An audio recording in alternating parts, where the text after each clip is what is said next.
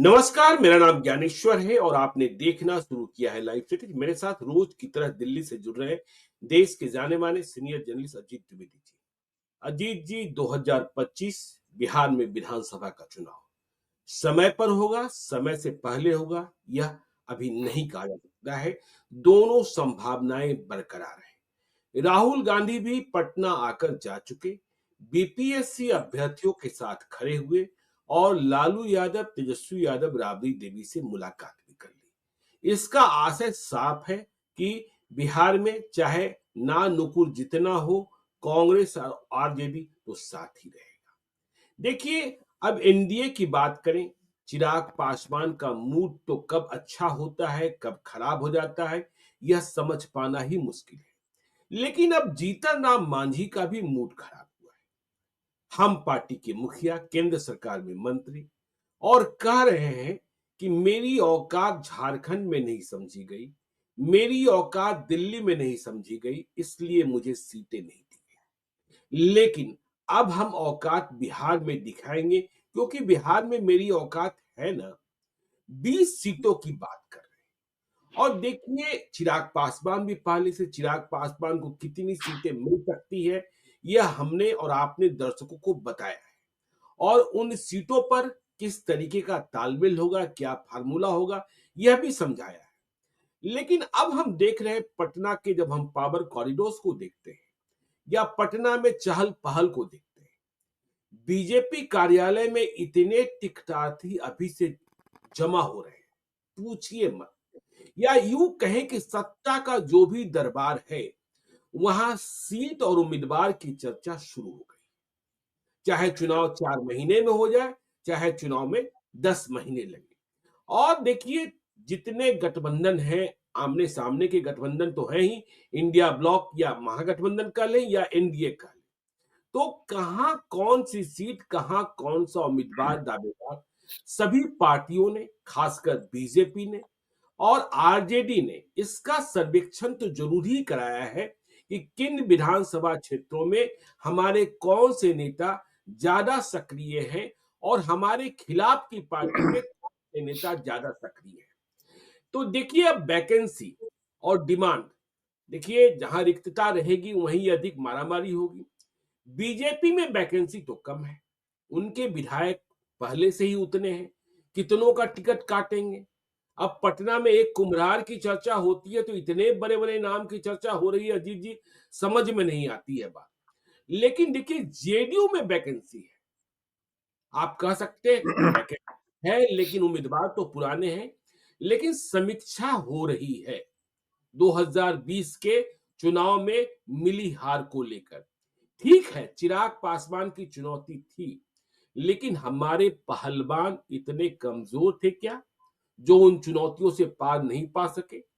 उनके भीतर क्या सिर्फ नीतीश कुमार के नाम की ही क्षमता थी? लेकिन बड़ा संकट है कि नीतीश कुमार से मुलाकात तो संभव है नहीं, दरबार कहां कहां लगाएं। देखिए, यदि हम कहते हैं कि आरजेडी के भीतर पंच प्यारे हैं, पंच देवता की पूजा करनी है, तो कम से कम यहां भी तो चार ही ना। ललन सिंह, संजय झा, अशोक चौधरी, विजय चौधरी और इसके अलावा कुछ अफसरान भी हैं। तो यहां भी दिक्कत है कि किसके पास जाए और कौन सा समीकरण। यह भी लोग चाहते हैं कि इनके यहां जाए तो उनके यहां खबर न पहुंचे, उनके यहां जाए तो इनके यहां खबर न पहुंचे। यह भी बड़ी बात है। और अभी हमने देखा, आपने देखा, मनीष वर्मा को एमएलसी बनने से रोकने के लिए कैसे सभी लोग इकट्ठा हो गए। अब आरजेडी के भीतर, अब देखिए, चिराग पासवान और जीतन राम मांझी की बातों को हम समझते हैं। अभी वह कह दें कि फार्मूला तय है, जैसा दिलीप जायसवाल ने कह दिया कि सीटों का बंटवारा हो चुका, किसी को पता भी नहीं है, तो फिर इनके दरबार में आएगा कौन? इनके दरबार में आएगा कौन? तो भाई, मांग तो जारी रखनी है। तो अब सीट और उम्मीदवार दोनों की चर्चा और उम्मीदवारों की लिस्ट इतनी बड़ी है। देखिए, हम तो जल्द ही अजीत जी बिहार इलेक्शन पॉडकास्ट भी शुरू करने जा रहे हैं, क्योंकि आपने ही बताया था कि अमेरिका का चुनाव पॉडकास्ट पर लड़ा गया था, तो इस बार लाइव सिटीज बिहार का चुनाव पॉडकास्ट पर लड़ाएगा।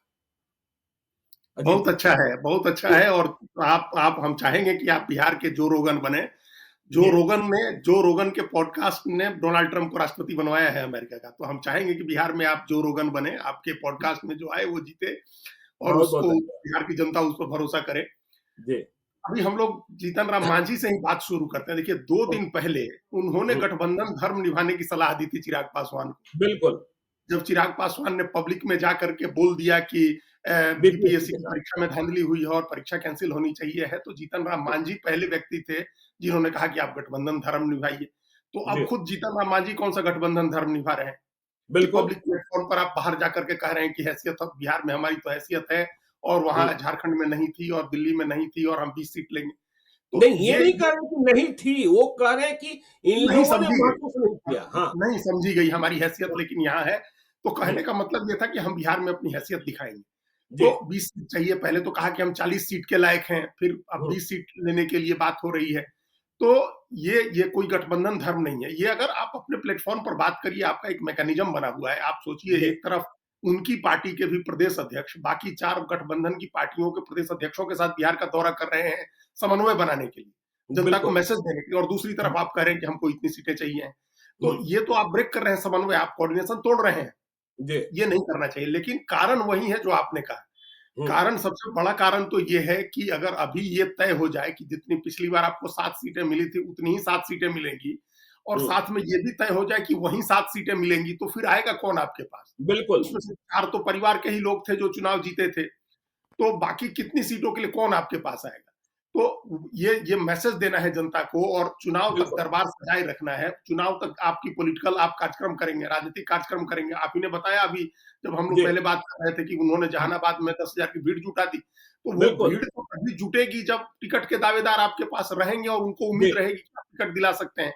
हम्म, तो पूरे प्रदेश के लोगों, आप कहीं राजनीतिक कार्यक्रम करेंगे, आप कहीं जाएंगे, वहां 2,000 5,000 आदमी जुटे, तो वो टिकटार्थी जुटाते हैं आखिरी साल। टिकट माने के दावेदार जो होते हैं, वही लोग भीड़ जुटाते हैं। तो उसके लिए एक जरूरत है, इनकी जीतन राम मांझी की भी जरूरत है, चिराग पासवान की भी, सबकी जरूरत है। जिनकी भी पार्टी छोटी है, पार्टी का संगठन का स्ट्रक्चर बहुत बड़ा नहीं है।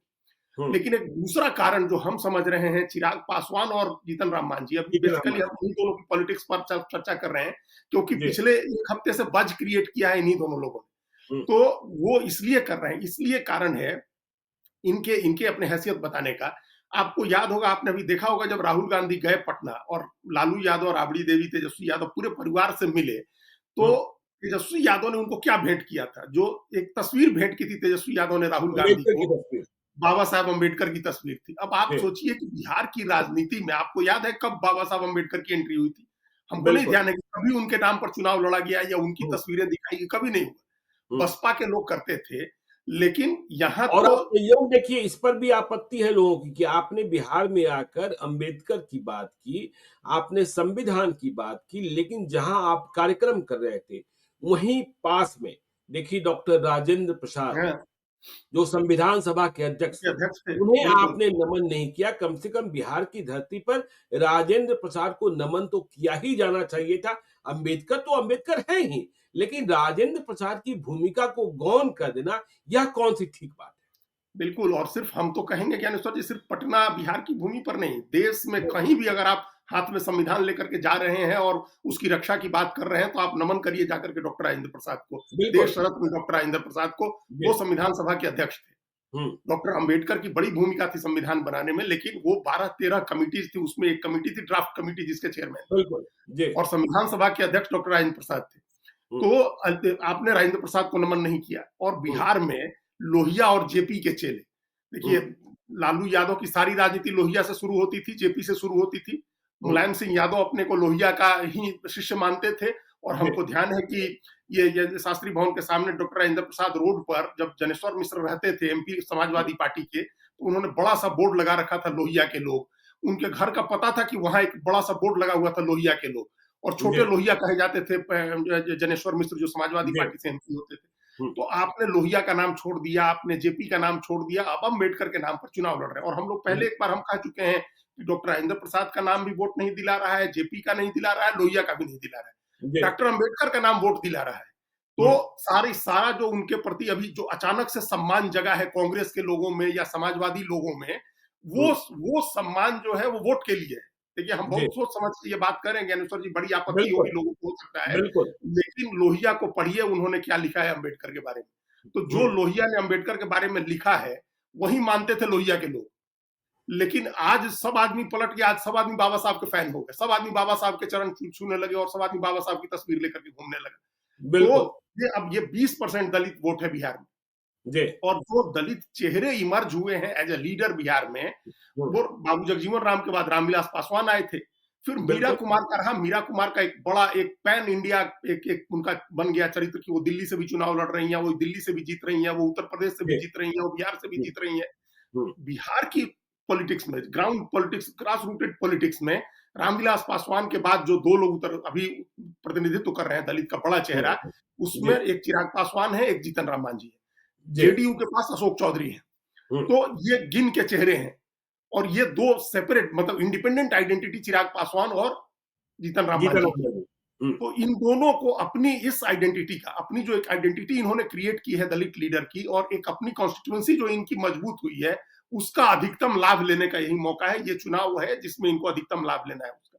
इस बिल्कुल। मौके को नहीं गंवा सकते हैं। देखिए इसके बाद पता नहीं किस स्थिति में रहेंगे चिराग, 2030-25 के बाद जब 30 में चुनाव होगा तो उस समय जीतन राम मांझी किस पोजीशन में रहेंगे, क्या करने की पोजीशन में रहेंगे, हम लोग नहीं कह सकते हैं। हुँ, तो ये उनका सबसे महत्वपूर्ण चुनाव होने जा रहा है अपने करियर का। तो वो बार्गेन करेंगे और चिराग पासवान भी बार्गेन करेंगे। उनको और पता है कि आश्चर्य हमारी की बात ये ताकत है, बहुत बड़ी देखिए ये कड़वा सच है अजीत जी, कि देखिए जीतन राम मांझी की पार्टी में अधिकांश जो जीते हुए विधायक हैं, है। वो परिवार के ही हैं। हाँ, यदि अनिल कुमार की बात छोड़ दीजिए तो। और जितने उम्मीदवार और दावेदार दिख रहे हैं, वो गैर दलित अधिक हैं।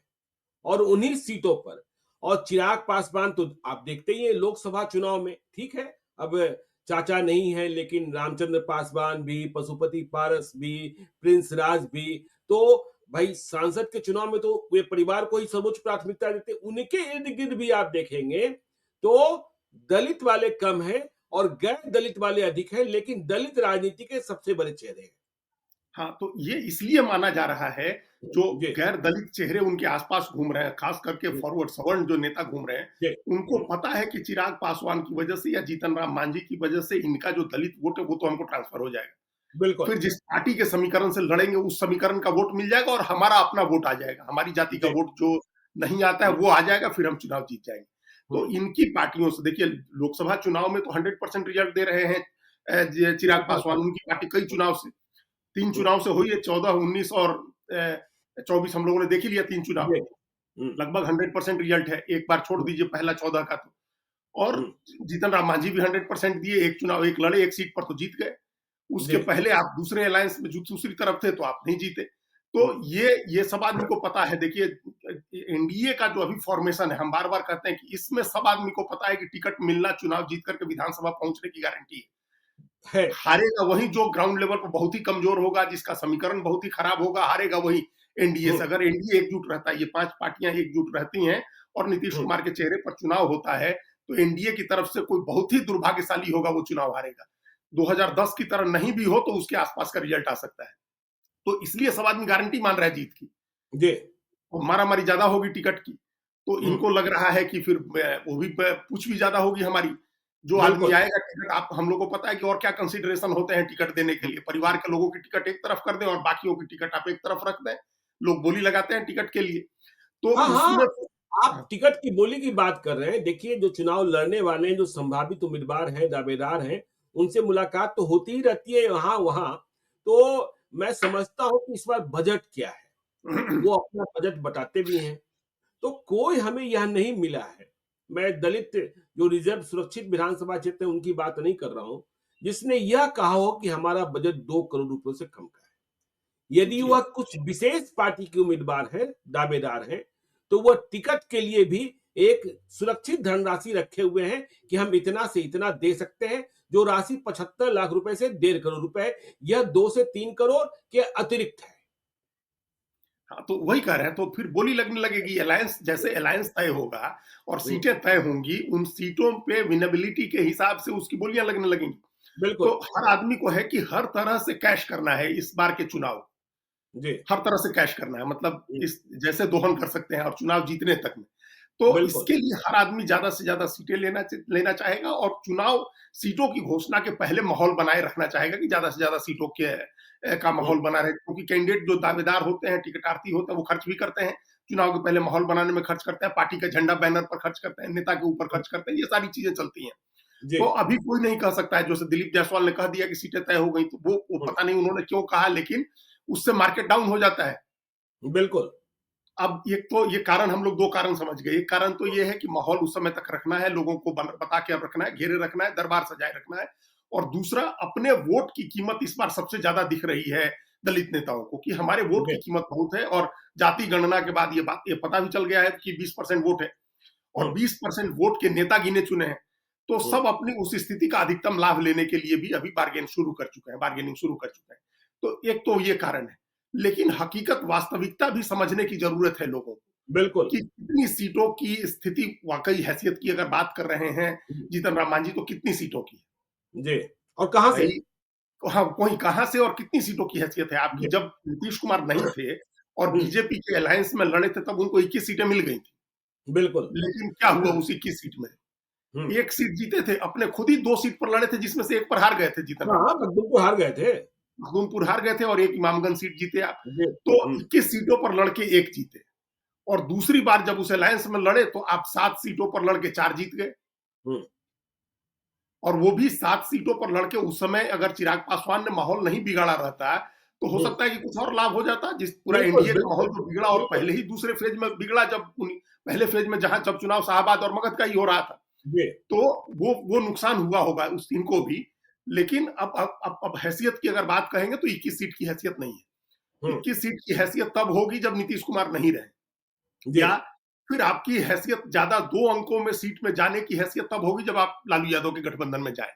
जी। यहाँ इस गठबंधन में, एनडीए में अगर 5 पार्टियां हैं और हुँ, छठी पार्टी के तौर पर मुकेश सहनी के आने की संभावना है, तो आप तय माने कि 7 से 8 सीट, उससे ज्यादा की हैसियत नहीं है, चाहे अभी जितनी बातें कहें।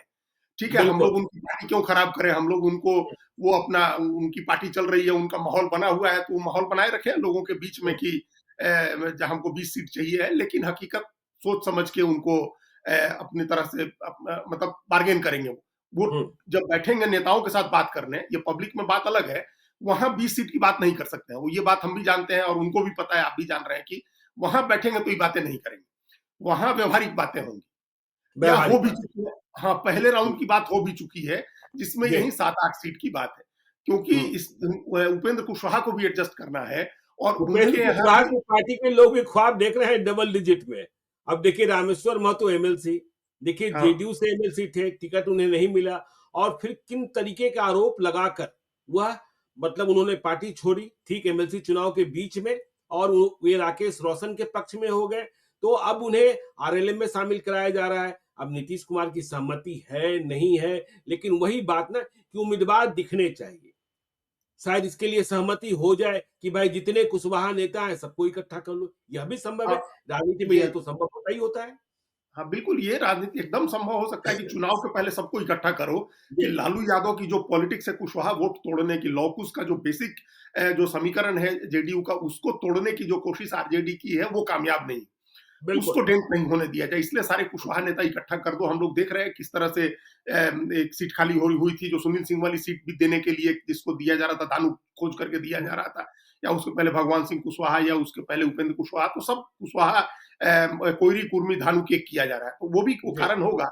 और हुँ। सहमति जरूरी नहीं है, क्योंकि अभी किसी को बुरा नहीं लगेगा कि आप शामिल कराइए भाई, जब टिकट की बात आएगी तब देखेंगे आपको शामिल कराने में क्या दिक्कत है। हुँ।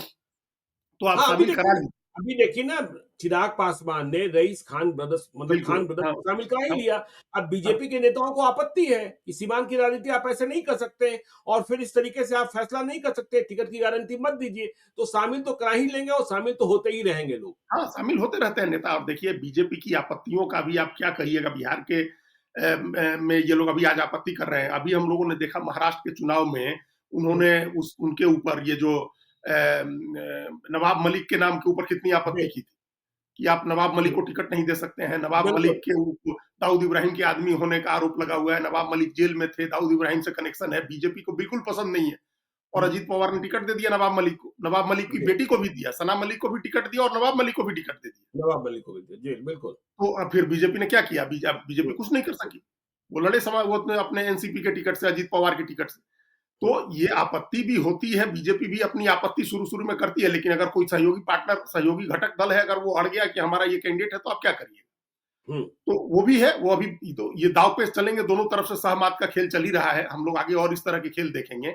लेकिन इसलिए जो आपने कहा ना कि वो शामिल कराने में कोई दिक्कत नहीं है। अभी आ जाइए, जी, जब टिकट की बात आएगी तो हम लोग उसको उस समय डील करेंगे, टिकट जब बैठेंगे ड्राइंग बोर्ड लेकर पर, तब जाकर के फैसला करेंगे। हुँ, लेकिन अभी जो सबसे इंपॉर्टेंट फैक्टर है उस समीकरण के अलावा, मुस्लिम यादव का समीकरण एक तरफ लालू यादव के साथ, लौकुश धानु कुर्मी कोरी धानु का समीकरण और अति पिछड़ा का समीकरण नीतीश कुमार के साथ, जी, दलित का वोट ये माना जा रहा है कि अभी ग्रैब करने के लिए अवेलेबल है, हुँ, वो कहीं भी जा सकता है। दलित का हुँ। वोट एक वर्ग लालू यादव के साथ भी जा सकता है। और जो आप देखिए, उस दिन बड़ा बता रहे चेहरा थे, अभी राजद को तलाश है किसी बड़े चेहरे की। देखिए, हाँ, पशुपति पारस को लाने की कोशिश की जा रही है, वो चले भी जाएँगे जब यहाँ कोई रास्ता नहीं बचेगा। तो देखिए, अभी कोई बड़ा चेहरा नहीं है उनके पास। और जब दलित वोट की चर्चा कर रहे हैं, तो आगे जेडीयू में जो वैकेंसी है, उसकी चर्चा भी कीजिएगा। जी, जी। हाँ। लेकिन अभी जैसे ये बात कही ना आपने, पशुपति पारस को एक चेहरा ले रहे हैं, वो तो जी। पासवान वोट को डेंट करने का मकसद है। हुँ। और एक जो दूसरा मायावती का वोट है, जो आप उस दिन बता रहे थे कि हाँ, बसपा कि से कहीं बसपा न कहीं समाज। तालमेल की, वो बसपा का वोट है, वो आरजेडी की तरफ ट्रांसफर हो जाएगा। जो बसपा का वोट है, वो जी। उत्तर प्रदेश में भी समाजवादी पार्टी के साथ गया है बड़ी संख्या में। हुँ, हालाँकि वो बीजेपी के साथ भी गया, वो वहाँ बटा, लेकिन बिहार में वो वोट आरजेडी की तरफ शिफ्ट हो रहा है। तो जी, उस पर भी नज़र है। तो एक तरह से तो बाँटने की बात है ना, 20% वोट को बाँट देना है। जी। वो बड़ी ताकत है एनडीए की, दलित वोट। हुँ, नीतीश हुँ, कुमार की अपनी ताकत रही है। देखिए, हम हमेशा कहते हैं कि जो कमजोर वंचित वर्ग है, हुँ। जिसको जो आशंकित रहता है समाज के मजबूत लोगों से, दबंग लोगों से या दूसरे एलिमेंट से, वो उसको सुरक्षा दिखती है नीतीश कुमार के शासन में। वो चला जाता है फिर जेडीयू, बीजेपी के साथ। लालू बिल्कुल। यादव के राज में वो लोग उससे डरते हैं, जो लालू यादव के शासन की 2005 तक की जो बातें होती हैं उससे। हुँ, तो उस वोट का बंटवारा एक बड़ा मकसद है लालू यादव की पार्टी का भी। वो नहीं हुँ। हो, इसके लिए एनडीए को भी कोशिश करनी है। तो एनडीए के लोग जो कोशिश कर रहे हैं, उसी कोशिश को देखते हुए चिराग पासवान और जीतन राम मांझी अपनी मांग बढ़ाने, अपना भाव बढ़ाने की कोशिश कर रहे जी। हैं। एक तो ये राजनीति होगी। लेकिन जो दूसरी बात आप कह रहे हैं कि मतलब ओवरऑल अब टिकटों की और चुनाव की चर्चा जी, शुरू हो गई बिल्कुल। है बिहार में। हुँ, हुँ, और वो चर्चा अभी समय से पहले हो या बाद में हो, समय से बाद मतलब समय पर हो या समय से जी। पहले हो, हुँ, अभी जितनी तेजी से जितना राजनीतिक घटनाक्रम चल रहा है ज्ञानेश्वर जी, अब इसको और थोड़ा असेसमेंट करने की जरूरत है। अभी बजट सेशन के बाद इसके बारे में पता चलेगा। लेकिन जब आप अपने अपने कैंपेन को क्रिसेंडो पर ले जा रहे हैं, जब आप बिल्कुल। चरम पर ले जा रहे हैं, नीतीश हुँ, कुमार की जो यात्रा है वो 15 फरवरी को खत्म हो जाएगी। 5 पार्टियों की जो कोऑर्डिनेशन की यात्रा चल रही है वो 20 फरवरी को खत्म हो जाएगी। तो उसके हुँ, बाद क्या करेंगे आप? उसके जी। बाद बैठ करके क्या आप 9 महीने वेट करेंगे चुनाव का? ना, ना, ना, ना, ना। जब आप क्रेसेंडो पर ले जा रहे हैं कैंपेन को, जब आप कैंपेन को चरम पर ले जा रहे हैं, तो हुँ, उसकी तो परिणति तुरंत चुनाव में होनी चाहिए ना। तो बिल्कुल। हमको कोई किसी ने कोई सूचना, अभी 2-1 जगह हम गए जहाँ नेताओं से मुलाकात हुई, सब सब सवाल टाल रहे हैं। हुँ, लेकिन कुछ दिन पहले तक तो बहुत खुल करके लोगों ने कहा था कि चुनाव समय से पहले होगा। अब भले कहें नहीं, लेकिन तैयारियां उस दिशा में बढ़ रही हैं। और इसी वजह से तमाम पार्टियों की और उम्मीदवारों की बेचैनी भी बढ़ रही है। तमाम पार्टियां, बिल्कुल। तमाम उम्मीदवार इसी वजह से बेचैन हो रहे हैं, और क्योंकि देखिए ना, उनको अभी आप भी गए थे उस चूड़ा-दही पार्टी में। हाँ, संजय झा ने देखिए संजय झा के घर पर एक पखवाड़े के भीतर दूसरी बार अमित शाह पहुँचते हैं। हाँ। देखिए, बाकी सभी लोग चले जाते, वो दूसरी बात थी, लेकिन अमित शाह का जाना और वहाँ तमाम नेताओं का जुटान होना, तो बिहार तो फ़ोकस में आ ही गया ना। हुँ। हाँ, हाँ, तो इसका मतलब कि लगातार अब राहुल गांधी का भी जाना सोचिए आप, जी, बिहार जाना। बिल्कुल। राहुल गांधी अगर चुनाव नहीं हो या कोर्ट की और दिल्ली तारीख में नहीं चुनाव हो, चल रहा है। दिल्ली में हाँ, चुनाव वही छोड़कर आप दिल्ली में बिहार आ चुनाव रहे चल हैं। रहा है, तो दिल्ली में नहीं कोई रैली कर रहे हैं, एक रैली की थी उन्होंने, बस हो गया। तो जी। अगर चुनाव नहीं चल रहा हो या कोर्ट की हुँ, तारीख नहीं हो, तो राहुल हुँ, गांधी कहीं नहीं जाते हैं। बिल्कुल। मतलब किसी राज्य का दौरा वो तभी करते हैं जब चुनावी सभा हो या कोर्ट ने समन किया हो उनको हाजिर होने के हुँ, लिए, तभी जाते हुँ, हैं। यहाँ तो चुनाव भी अभी नहीं है और कोर्ट ने समन भी नहीं किया था। हुँ, फिर भी राहुल गांधी पहुंचे। इसका मतलब कांग्रेस को भी कहीं ना कहीं ये अंदाजा लग रहा है कि अब आज आरजेडी के साथ दबाव की राजनीति शुरू करने की जरूरत है। चुनाव जी। नजदीक आ रहा है, तो हुँ, ये चुनाव नजदीक आने की, चुनाव की आहट अब सुनाई देने लगी। हुँ, और इसलिए इसलिए तमाम पार्टियां दोनों गठबंधनों में, हम तो अभी यही इस पर हम सोच रहे थे ज्ञानेश्वर जी, किस तरह हुँ। से दबाव की राजनीति हो रही है दोनों तरफ से। बिल्कुल हो राहुल रही है। गांधी ने जाति गणना को हम लोगों ने चर्चा की फर्जी बता दिया। जी। जिस जाति गणना के नाम पर तेजस्वी यादव को वोट मांगना है। और आज भी देखिए, आज भी तेजस्वी यादव ने देखिए जो कहा है कि नीतीश कुमार की यह यात्रा प्रगति नहीं दुर्गति यात्रा है। उन्होंने फिर से प्रेस कॉन्फ्रेंस में जातीय गणना का क्रेडिट प्राप्त किया है और कहा है कि 94 लाख परिवार ऐसे निकले हैं जिनकी आय 6,000 रुपए से भी कम है। उसका क्रेडिट तेजस्वी यादव आज भी ले रहे हैं। हाँ, वही करे तो आपका सहयोगी पार्टी, ये ऐसा नहीं कि राहुल गांधी को पता नहीं है। जी, कांग्रेस के जो सहयोगी पार्टी है, कांग्रेस की जो बड़ी सहयोगी पार्टी है, जो गठबंधन की लीडर है पार्टी जो, वो कह रही है, वो गठबंधन उसका श्रेय ले रही है जाति गणना का बिल्कुल। और आरक्षण की सीमा बढ़ाने का, और आप उसको फर्जी बता रहे हैं, फेक बता रहे हैं। और हुँ, इसका मतलब कि अब आप मंडल के और जातिवाद की राजनीति के बड़े चैंपियन बनना चाहते हैं। मतलब लालू यादव, तेजस्वी यादव, नीतीश कुमार से बड़ा चैंपियन राहुल गांधी बनना चाह रहे हैं। हुँ, तो ये सबको पता है कि आप नहीं बन सकते हैं। आपने कभी वो राजनीति नहीं की है, और जब आप करेंगे तो तमाम चीजें खुल के आएंगी कि किस तरह से मंडल कमीशन की रिपोर्ट लटका करके रखी गई थी, और कभी कांग्रेस की मंशा नहीं थी उसको लागू करने की। लेकिन वो उसका क्रेडिट उसके चैंपियन बन रहे हैं। तो हुँ, कहीं वो दबाव की राजनीति, कांग्रेस वो दबाव की राजनीति करके गए। उसी दिन तेजस्वी यादव ने अपनी आरजेडी की राष्ट्रीय कार्यकारिणी करके नेता घोषित होकर के अपना ताकत अपनी बढ़ा करके उन्होंने अपना दाव जी, चला, कांग्रेस ने अपना बिल्कुल। दाव चला। तो हुँ, उधर भी दबाव की राजनीति हो रही है, इधर भी दबाव की राजनीति हो रही है, और इस सब का मकसद टिकट में ज्यादा शेयर लेना है। हुँ, ज्यादा से ज्यादा हिस्सेदारी चाहिए टिकट में। कांग्रेस का है कि 70 सीटें तो नहीं मिलेंगी, लेकिन कितनी बिल्कुल, कम होंगी, कितनी कितनी कम कम होंगी, हो? हुँ, कितनी कम होंगी, क्या 50 पर मान जाएगी कांग्रेस पार्टी? तो हुँ, उसके लिए अपनी तरफ से दबाव, अपनी तरफ से तमाम चीजें कांग्रेस करेगी। आरजेडी को अपनी सीटें कम न करनी पड़े, 140 से नीचे नहीं आना पड़े, हुँ, लेफ्ट भी एडजस्ट हो जाए, और मुकेश सहनी है वो भी एडजस्ट हो जाए, पशुपति पारासार है वो भी एडजस्ट हो जाए, इसके लिए सीटें कांग्रेस से ही छुड़वा लें। तो ये सब सब चीजें दोनों तरफ से दबाव की राजनीति हो रही है। उसी दबाव की राजनीति में अब ये जीतन राम मांझी और चिराग पासवान अपनी सीटें बढ़वाने में लगे हैं, और बीजेपी हुँ, जेडीयू में अलग दबाव की राजनीति चल रही है, अलग सहमत का खेल चल रहा है। अभी आपने कहा ना, अमित शाह गए जी, सुनेगा संजय क्या? झा, तो हुँ, कहीं ना कहीं बीजेपी को लग रहा है कि नीतीश कुमार के आसपास जो लोग हैं उनको हुँ, साधने की जरूरत है। अगर अगर नीतीश कुमार की जेडीयू की मांगों को बहुत नहीं बढ़ने देना है, तो जो हुँ, आसपास के लोग हैं, देखिए हमने आपने भी तस्वीरें देखी और दिखाई भी कि अमित शाह थे और उनके एक तरफ ललन सिंह थे, दूसरी तरफ संजय झा थे। बिल्कुल। तो जो आरजेडी के आरोप हैं, या आरोप नहीं भी हो, ऐसे भी हम अपनी समझ से भी कहें, तो दिल्ली हुँ, में नीतीश कुमार के 2 लोग हैं, ललन सिंह और संजय झा, और जी, पटना में 2 लोग हैं, विजय चौधरी और अशोक चौधरी, अशोक और जो चौधरी। रिटायर्ड अधिकारी जो कहे जाते हैं और कुछ मौजूदा अधिकारी हैं, वो लोग हैं। तो उन लोगों को कंट्रोल करना, उन लोगों को अपने साथ मिलाना, कंट्रोल करना, या कि उनको सद्भाव में रखना है, ताकि बिल्कुल। उनके थ्रू हम मोल भाव में हुँ, अपनी सीटें भी बचा लें और और आरजेडी को देखिए ज्यादा न दें। सम्राट चौधरी को भी बीजेपी ने नीतीश कुमार के बहुत करीब पहुँचा दिया है। हाँ, अब जिस तरीके से विजय चौधरी साय की तरह रहते हैं, वैसे ही सम्राट चौधरी भी साय की तरह रह रहे हैं। अब देखिए बिल्कुल चाचा-भतीजा वाला रिश्ता है। चाचा कहीं इधर-उधर ना हो जाए, भतीजा का ख़्याल भी रख रहे हैं, चाचा भी रख रहे हैं और भतीजा भी चाचा का ख़्याल रख रहा है। यह भी देखने को लगातार रोज़ मिल रहा है। हाँ, तो इसका ये वो अब पहले चर्चा होती थी, हम ही लोगों ने कहना शुरू किया, पहले एक ही जी, भतीजे की चर्चा होती थी। तो बिल्कुल। हम लोगों ने कहा ना कि भाई एक और भतीजा है, और वो ज़्यादा पहले से है वो भतीजा साथ में। हुँ, एकदम शुरुआती दिनों से सम्राट चौधरी साथ में है, जब समता पार्टी की राजनीति होती थी तब से साथ में है वो। और वो स्वाभाविक उत्तराधिकारी है, नीतीश कुमार की राजनीति के स्वाभाविक उत्तराधिकारी है, जो लौह कुश की हुँ, राजनीति है उसके स्वाभाविक उत्तराधिकारी है। तो उनके साथ सद्भाव बन गया, ये बात आप ठीक करें कि दोनों लोग एक-दूसरे का बहुत ख्याल कर रहे हैं। थोड़ी देर नहीं दिख हुँ, रहे हैं सम्राट चौधरी तो नीतीश कुमार खोजने लग रहे हैं उनको। तो बिल्कुल। ये स्थिति है। रोज फ़ोन, अगर वो बाहर है बिहार से बाहर, तो रोज फ़ोन पर बात करना, ये सब चीज़ें भी हो रही हैं। हुँ, तो ये सब मिल करके, और वहाँ भी ऐसा नहीं है कि सहमत का खेल नहीं चल रहा है। हुँ, देखिए सहमत के खेल में ही दिल्ली में 2 सीटों की 1 सीट हो गई जेडीयू जी। की। एक एक हाँ, एक बिल्कुल, एक बिल्कुल, एक एक अधिकारी बिल्कुल। हैं, उनके ससुर हैं, उनको टिकट देनी है। तो बुराड़ी हाँ, सीट वो उसके तो लिए ठीक है, चाहिए। वो ठीक है, वो हाँ, और देखिए सम्राट चौधरी देखिए नीतीश कुमार तो आजकल देखिए बोल तो कहीं रहे नहीं है, सम्राट चौधरी ही बोलते हैं और ये कहिए निर्देशित भी करना हो, तो यदि देखिए दिल्ली में संजय झा और ललन सिंह हैं, तो अब विजय चौधरी तो बहुत मीठा बोलते हैं। अधिकारियों को यदि सुनाना है, समझाना है राजनैतिक भाषा में, तो उसके लिए भी बिहार में 2 ही लोग प्रसिद्ध हो रहे हैं, वो हैं सम्राट चौधरी और जेडीयू से अशोक चौधरी। अशोक चौधरी, अशोक हाँ। चौधरी। विजय चौधरी तो मीठा बोलते हैं। हाँ। हाँ, नहीं, वो कोई पंगा नहीं कर सकते हैं, लेकिन सम्राट हाँ, चौधरी के तो तेवर हम लोगों ने देखे हैं जब वो नगर विकास मंत्री थे और कैसे उन्होंने बिल्कुल, पटना के नगर आयुक्त को सस्पेंड करने का की सिफारिश कर दी। हुँ, तो उनका जी, अपना हैंडल करने का तरीका है पॉलिटिक्स को भी और ब्यूरोक्रेसी को भी, और अब हुँ, लंबा प्रशासनिक अनुभव उन्होंने भी जुटा लिया है। हुँ, तो वो एक लीडर के तौर पर अब इमर्ज हो गए हैं। देखिए, बड़े दिनों से हम बार-बार कहते हैं कि बीजेपी ने नेता नहीं बनने दिया, अपने प्रयोग करती रही, कभी इनको, कभी उनको, कभी उनको।